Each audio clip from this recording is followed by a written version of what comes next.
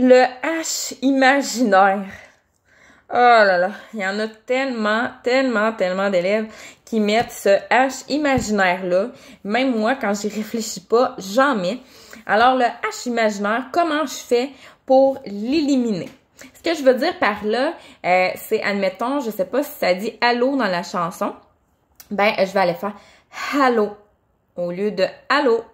Donc, on rajoute du H imaginaire devant les voyelles. Qu'est-ce qu'on peut faire pour éliminer ça? Ben, c'est sûr que si tu imprimes, par exemple, tes paroles, première des choses, tu peux aller mettre un gros H sur ta feuille et le barrer pour y penser. En le voyant, ben, ton cerveau va faire comme, OK, non, faut pas que je le fasse. Donc, première chose. Deuxième chose, c'est de penser à ton attaque. Donc, c'est sûr que on a tendance à mettre du H au début des phrases, surtout, devant les voyelles, parce que « Allô », on vient de respirer, puis là, on laisse comme trop s'échapper d'air. Alors, ce qu'on peut faire, c'est la paille, qui est un exercice que j'utilise avec beaucoup d'élèves, pas juste pour les H imaginaires, mais pour plein d'autres choses. Alors, une paille, ça coûte pas cher, ça coûte presque rien. Il y en a de toutes sortes de longueurs. Donc, il y en a même en métal.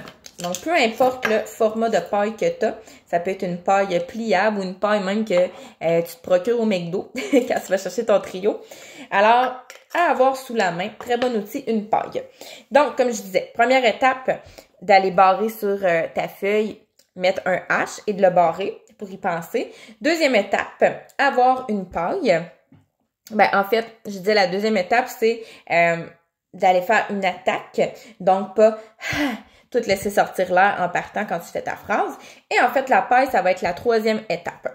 Donc, je vais la mettre au niveau de ma bouche.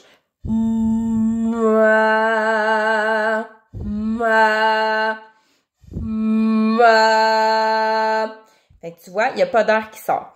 Tandis que si vraiment je sors l'air trop, ça va faire et là, ben je viens tout de suite à bout de souffle, puis je sens que mon soutien a tendance à vouloir relâcher. Donc, on le répète. Je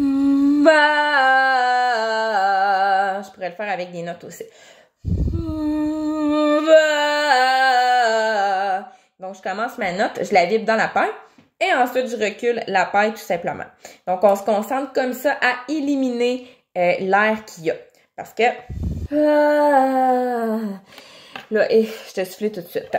Alors, je répète. Première étape, écrire sur ta feuille un gros H devant tes voyelles, surtout en début de phrase, et le barrer avec, au pire, la couleur rouge ou une couleur qui flash. Ça peut être en surligneur aussi. Deuxième étape, penser d'aller faire une attaque, se concentrer pour pas trop clair, sorte tout en partant de ma phrase. Et troisième étape, ben, avoir une petite paille, tout simplement. Tu peux le faire sur d'autres voyelles aussi. Et non pas ou que là, c'est vraiment mou, puis je suis à bout de souffle quand même rapidement. Donc, voilà, petit truc pour éliminer les H imaginaires qu'on met beaucoup trop dans nos chansons, puis que justement, on a tendance à aller plus chanter de la gorge parce que, veux pas, il y a beaucoup trop d'air qui vont sur les cordes vocales. Alors voilà, j'espère que tu vas tester ce petit truc-là si tu as tendance à mettre du H imaginaire un peu partout dans tes chansons. Tu vas voir, ça va sonner vraiment mieux. Bye bye!